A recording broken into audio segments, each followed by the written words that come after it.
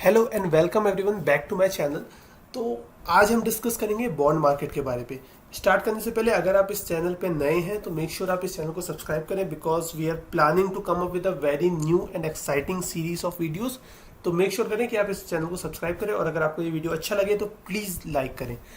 तो अब देखते हैं बॉन्ड मार्केट पे चल के आ रहा है। तो बॉन्ड मार्केट के बारे पे यार अभी एक दो वीक पहले से बहुत सारी ये न्यूज़ आ रही थी कि भाई बॉन्ड यील्ड्स बढ़ रही हैं तो स्टॉक मार्केट क्रैश होने वाला है। तो 90% लोगों को इस बात का कोई आइडिया नहीं था कि भाई बॉन्ड यील्ड होती क्या है। वो पहले बार वर्ड सुन रहे थे और वो बोल रहे थे नहीं यार बॉन्ड यील्ड बढ़ रही है तो अब स्टॉक मार्केट क्रैश होने वाला है। तो इस वीडियो पे हम ये जानने की कोशिश करेंगे कि बॉन्ड मार्केट क्या होता है, बॉन्ड मार्केट काम कैसे करता है। ये वीडियो को हम छोटा रखने की कोशिश करेंगे और जितना हम कोशिश करेंगे कि बॉन्ड मार्केट आपको अच्छे से समझ पे आए। तो अब देखिए बॉन्ड मार्केट या इसका फ्लक्चुएशन जो होते हैं ना बॉन्ड मार्केट पे, वो समझना आपके लिए बहुत ज़्यादा इंपॉर्टेंट है क्योंकि इसका इम्पैक्ट आपके डेली लाइफ पे पड़ता है। अगर फॉर एग्जांपल अगर आपने 1 लाख रुपए आज बैंक पे डिपॉजिट करके रखे हैं ना, तो 1 साल बाद उसकी वैल्यू कहीं ना कहीं 96 या 97,000 हो जाती है। तो आपके पैसे अल्टीमेटली कम ही हुए ना, उसकी बाइंग पावर जो खरीदने की क्षमता होती है उस 1 लाख की, वो कम हो जाती है कहीं ना कहीं।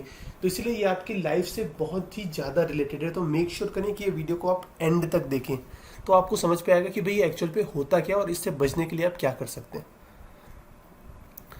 ना। तो देखो बॉन्ड मार्केट पे 3 पार्टिसिपेंट होते हैं। एक होता है रिजर्व बैंक ऑफ इंडिया, एक होता है बैंक और एक होती है गवर्नमेंट।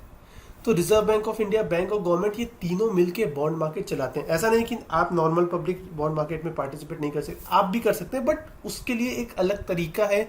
गिल्ड्स होते हैं वो आप परचेस करके बॉन्ड मार्केट में बॉन्ड खरीद सकते हैं। बट हम अभी उस बारे पे डिस्कस नहीं करेंगे, हम डिस्कस करेंगे बॉन्ड मार्केट पे क्या होता है और उसका इम्पैक्ट आप पे कैसा पड़ता है।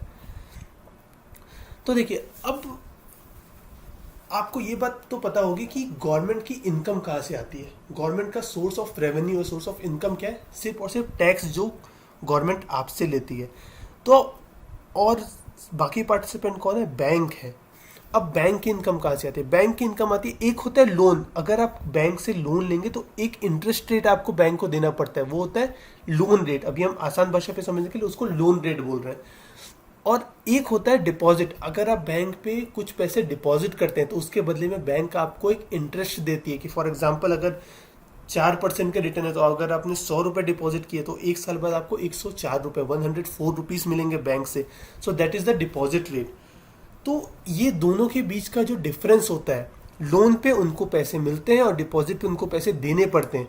तो ये जो डिफरेंस होता है, बैंक की जो मेजर इनकम है, सबसे बड़ी इनकम बैंक की वहीं से ही आती है।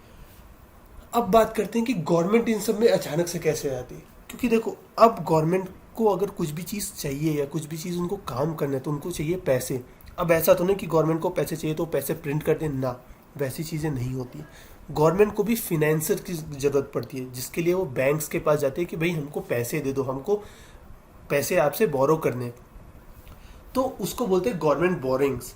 एंड एट द रेट, जिस रेट पे गवर्नमेंट बोरो करती है बैंक से, वो कही जाती है बॉन्ड यील्ड या बॉन्ड रेट। तो ये एक आसान सा एक्सप्लेनेशन है कि बॉन्ड यील्ड होती क्या है।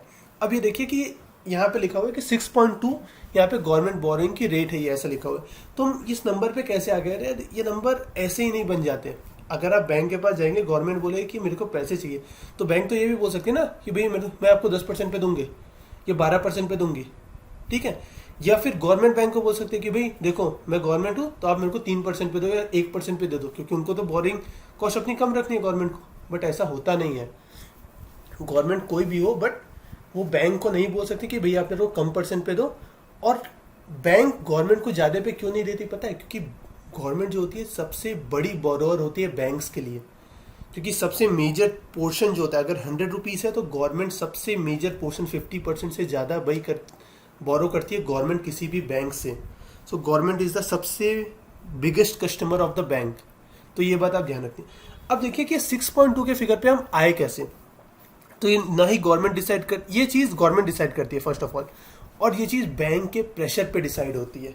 अब देखिए कि ये चीज़ होती क्यों है और बैंक कैसे प्रेशर डालती है। अब बैंक के प्रेशर डालने का रीज़न होता है इन्फ्लेशन।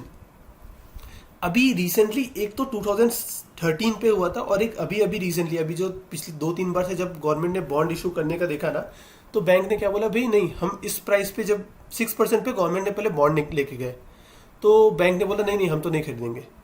तो मतलब गवर्नमेंट ने बोला भैया ये बॉन्ड रखो आप और मेरे को इसके बदले में पैसे दो, that is called boring by the government.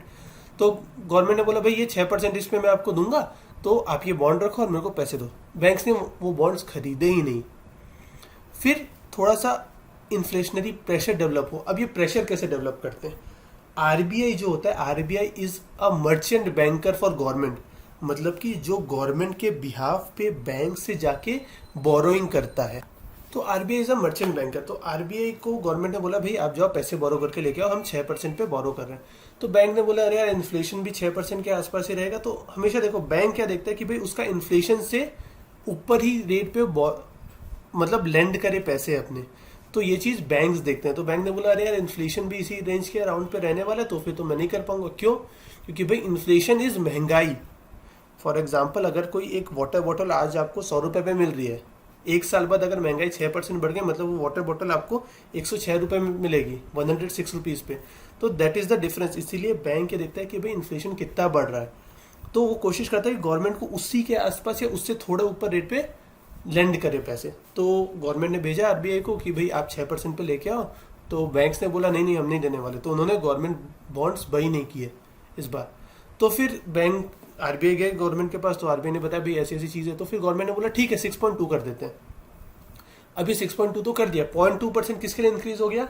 Banks के लिए। बैंक्स ने बोला ठीक है अब हम बाई कर लेते हैं, क्योंकि 0.2% is a very big thing for bank. क्योंकि अभी आप देखेंगे आगे की स्लाइड्स में कि कितनी बोरिंग्स की है गवर्नमेंट ने, तो आपको समझ में आएगा 0.2% होता क्या है। और इक्वली ये चीज़ गवर्नमेंट के लिए बहुत बड़ी चीज़ है, जिसके लिए वो इन्फ्लेशन ही इंक्रीज करते हैं। वो हम आगे के स्लाइड्स पे समझेंगे कि वो चीज़ होती कैसे। अभी बॉन्ड मार्केट समझ, तो ये चीज़ आपको समझ में आएगी कि भाई loan rate is the maximum. मतलब ये गवर्नमेंट अगर 6.2 पे इन लोगों ने बोरिंग कर ली, ठीक है, इससे नीचे बोरिंग हो नहीं सकती। कोई सा भी बैंक जिस रेट पे गवर्नमेंट ने बाई किया उससे ऊपर में ही वो लोन्स देगा, बेस्ड अपॉन आपका सिबिल स्कोर या आपका जो भी चीज़ है उस बेसिस में आपको लोन देगा। अब दूसरी बात आती है डिपॉजिट रेट की। अब डिपॉजिट रेट हमेशा आपको इन्फ्लेशन से नीचे देखने को मिलेगा। आप कंफर्म लिख के ले लीजिए, कहीं भी किसी भी बैंक पे आपको इन्फ्लेशन रेट से नीचे ही देखने को मिलेगा डिपॉजिट रेट। क्यों? क्योंकि भाई उनको जो अगर हैमर करना होता है तो वो डिपॉजिटर्स को ही हैमर करते हैं। अब देखते हैं आगे कैसे हैमर करते हैं। फॉर एग्जाम्पल अगर हम देखें कि अगर इन्फ्लेशन हो गया 7%, तो गवर्नमेंट को कितने की बोरिंग हो गई? 7.2% पे गवर्नमेंट ने ले लिया होगा, बोरो कर लिया होगा। होना क्या चाहिए भाई, लोन रेट को आप 11 कर दो ना, जो लोग को आप पैसे दे रहे हो उन लोग को 11% से दो। बट नहीं होता, होता है ये चीज़ जो अभी कोविड के टाइम पे हुई ना, कोविड के टाइम पे हुई ये वाली चीज़ कि डिपॉजिट रेट्स आ गए कम और लोन रेट रहे सेम। क्यों? अब ये आरबीआई करता है वहां पे बैठकर। क्यों? क्योंकि भाई आरबीआई को ये रहता है, आरबीआई के ऊपर भी प्रेशर रहता है। आरबीआई के पास अलग अलग जगह से प्रेशर, एक बैंक से कि भाई मैं इतने पे बोरिंग नहीं, लैंडिंग नहीं करूंगा गवर्नमेंट को। दूसरा गवर्नमेंट से कि आप गवर्नमेंट को उनको सस्ते में पैसे दिलाने। और सेकेंड, अगर इकोनॉमिक स्लो डाउन चल रहा है जो कोविड के टाइम पे हुआ, तो उनको जो इंडस्ट्रीज रहती है, कॉर्पोरेट है ना, उनको भी कम दाम पे उनको लोन दिलाना होता है। नहीं तो क्या होगा, कॉर्पोरेट भी बोल देंगे भाई गवर्नमेंट तो हमारी कुछ मदद नहीं कर रही है, हमको लोन्स नहीं दिला रहे, तो हम अपना काम कैसे करेंगे, क्योंकि बिजनेस तो लोन पे ही चलता है। तो हैमरिंग होती है डिपॉजिटर्स की, डिपॉजिटर्स के पैसे काटे जाते हैं कि अब हो गया अभी 3% कर दिया डिपॉजिटर का, क्योंकि बैंक को अपना भी अपना इनकम भी तो मेंटेन करना है। वो एक हद तक अपने इनकम पे कोई सा भी डेंट बर्दाश्त करेगा, बट उसके बाद वो सीधा डेंट ट्रांसफर करता है डिपॉजिटर्स को, मतलब आपको। क्योंकि कोविड के टाइम पे 51% ऑफ द बैंक डिपॉजिट्स थे, मतलब 51% of the money bank deposits पे रखे हुए थे। तो और सोचो डिपॉजिट्स पे इतना कम इंटरेस्ट होता है, तो बैंक को अगर अपन देखें तो एकदम नेग्लिजिबल अमाउंट ऑफ पैसे देने पड़ रहा है डिपॉजिटर्स को, क्योंकि उन्होंने डिपॉजिट्स करके रखे हैं। और ये किसको मेंटेन करके रख रहे हैं? जिन लोगों को ये लेंड कर रहे हैं। गवर्नमेंट क्या बोल रही है भाई कि हाँ आपने लोन लिया है, हमने लोन सस्ते कर दिए। गवर्नमेंट ने बोला भाई कोविड के टाइम पे आके हमने लोन सस्ते कर लिया, आपको लेने हैं तो आप जाके ले लो लोन। तो that's how government is playing. Inflation बढ़ रहा है, गवर्नमेंट को बोरिंग भी ज्यादा रेट पे करनी पड़ रही है, और हैमर कौन हो रहा है? डिपॉजिटर्स हैमर हो रहा है। तो ये एक ओवरव्यू है बैंक बॉन्ड मार्केट का, कि बॉन्ड मार्केट का डिपॉजिटर्स पे कैसा इम्पैक्ट पड़ता है और उस बेसिस में कैसे लोन रेट्स और डिपॉजिट रेट सेट होती है बेस्ड अपॉन द इन्फ्लेशन। अब देखते हैं कि बैंक्स ने बोरो कितना किया, सॉरी बैंक से गवर्नमेंट ने कितना बोरो किया। तो एज ऑन 12 मार्च जो अभी रिसेंट जो डेटा आता है, बाई वीकली डेटा आता है आरबीआई की वेबसाइट पे, तो गवर्नमेंट ऑफ इंडिया ने 10 लाख करोड़ की बोरिंग की है, जो कि सेम टाइम लास्ट ईयर से 130% ज़्यादा है। स्टेट गवर्नमेंट ने 6 लाख करोड़ की बोरिंग की है, जो कि 42% ज़्यादा है। और ये ऑन एन एवरेज जब मतलब इकोनॉमी की सिचुएशन अच्छी चलती रहती है तो ये 2 लाख 3 लाख 4 लाख से ज़्यादा नहीं होती है बोरिंग्स। तो आप समझ रहे हैं 130% और 42% ज़्यादा बोरिंग करके रखी है गवर्नमेंट ने। अब इसका इम्पैक्ट क्या होता है वो हम देखते हैं। अब देखो अब इसका इम्पैक्ट क्या होता है। अब गवर्नमेंट ने तो ज़्यादा बोरिंग कर ली। अब जो गवर्नमेंट का सोर्स ऑफ इनकम है क्या है, अभी टैक्स है। अब गवर्नमेंट ने तो बोला भाई अगर मैं आपसे 100 रुपये अगर ले रहा हूँ तो ठीक है, आपको इंटरेस्ट रेट ज़्यादा चाहिए ना, बैंक को बोला तो मैं आपको ठीक है ज़्यादा इंटरेस्ट दे दूंगा। अभी इंटरेस्ट रेट के लिए पैसे कहाँ से लाएंगे गवर्नमेंट टैक्स बढ़ाएगी, अल्टीमेटली चीज़ें महंगी होगी, इन्फ्लेशन बढ़ेगा, फिर से बोरिंग रेट इंक्रीज होगा, करेक्ट। तो फिर वो एक पॉइंट ये वापस से साइकिल चलती जाती है जिसपे एक ट्रैप पे फंसती जा रही है गवर्नमेंट। अब अगर इन्फ्लेशन इंक्रीज होगा, वापस ये सारी चीज़ होगी, तो बैंक क्या करेगी, लेंडिंग रेट बढ़ाएगी, फिर जो मार्जिन मेंटेन करने के लिए आपके एफडी रेट्स और आपके डिपॉजिट रेट्स को कम करेगी। ये एक पॉइंट हो गया। अब सेकंड उसके बाद आते हैं कि भाई इन्वेस्टमेंट ऑप्शंस पे क्या दिक्कत होगी या इम्पैक्ट, हमारे इन्वेस्टमेंट ऑप्शन पे क्या इम्पैक्ट होगा। भाई गवर्नमेंट रुकेगी थोड़ी, गवर्नमेंट नहीं रुकेगी, गवर्नमेंट को चाहिए पैसा अभी रेवेन्यू, क्योंकि उसको भी इंटरेस्ट अपना देना है ना बैंक को। अब क्या करेगी वो आप पे और टैक्स लगाएगी, जैसे अभी एनपीएस स्कीम पे भी टैक्स लगा है, पीएफ पे भी टैक्स लगा दिया अभी जो रिसेंट बजट पे। तो आपके इन्वेस्टमेंट ऑप्शंस पे भी अलग अलग टाइप के टैक्सेशन लगाती जाएगी गवर्नमेंट। क्यों, क्योंकि उनको भी रेवेन्यू इंक्रीज करना है और अपने इंटरेस्ट पेमेंट करने हैं। फिर भाई उसका इकोनॉमी परफॉर्मेंस पे क्या इम्पैक्ट होगा, और अगर इकोनॉमी के परफॉर्मेंस पे इम्पैक्ट है तो मेरे पे क्या इम्पैक्ट होगा। भाई देखो अगर आप इस कंट्री पे रह रहे हो, अगर आप कहीं पे भी जॉब कर रहे हो या कुछ भी चीज़ें कर रहे हो, तो इकोनॉमी की परफॉर्मेंस और जो आपके कंपनी की परफॉर्मेंस है वो अच्छी होनी चाहिए, क्योंकि अगर इकोनॉमी अच्छा कर रही होगी तो कंपनी भी अच्छा करेगी एंड वाइस वर्सा। तो ये चीज़ भी जरूरी है। अब लास्ट पॉइंट पे आते हैं इन्फ्लेशन पे। अब देखो यार इन्फ्लेशन इज अ थिंग जो मतलब एक 5 मिनट पे तो समझा नहीं जा सकता, बट आप एक इसको ले लो महंगाई, सेम एग्जांपल पे आऊँगा। अगर एक वाटर बॉटल 100 रुपये की थी, 1 साल बाद 106 रुपये की होगी। अब जो आपको एफडी रेट्स पे जो मिल रहा है ना, एफडी रेट या डिपॉजिट रेट्स पे आपको कितने मिल रहे हैं आप ये बताओ। आपने 100 रुपये आज डाले बैंक पे, फॉर एग्जाम्पल 4% अगर आपको एफडी पे इंटरेस्ट मिल रहा है, तो आपको 1 साल बाद कितने मिलेंगे, 104 रुपये। बट जो बॉटल थी जो 100 रुपये पे आ रही थी, वो बॉटल कितने की हो गई भाई, 106 रुपये की हो गई, क्योंकि महंगाई बढ़ चुकी है। आपको मिलने मिनिमम तो आपको 106 रुपये मिलने ही चाहिए थे, लेकिन इन्फ्लेशन यहाँ पे बढ़ चुका है। क्यों, क्योंकि अगेन गवर्नमेंट वाला जो अपने साइकिल याद करो कि जो गवर्नमेंट ने टैक्सेस बढ़ाए जिस वजह से इन्फ्लेशन बढ़ा, तो सेम चीज़ इन्फ्लेशन बढ़ गया, इसलिए एफडी रेट्स भी हमारे कुछ काम नहीं कर रहे। तो अगर आप कहीं भी इन्वेस्टमेंट कर रहे हैं तो उसके लिए आप ये चीज़ देखिए कि जो आपको रिटर्न मिल रहा है वो इन्फ्लेशन रेट से ज़्यादा होना ही चाहिए। तो अल्टीमेटली हम ये चीज़ बोल सकते हैं कि अगर आज के डेट पे आपने बैंक अकाउंट पे अगर पैसे रखे हैं तो आपके पैसे एग्जिस्टिंग अमाउंट पे तो हैं, वो चीज़ तो आप भूल जाइए, बिल्कुल भी नहीं रहने वाले। इन्फ्लेशन एडजस्टेड अमाउंट पे तो पहुंचने ही नहीं वाले, बल्कि उससे कम ही होंगे।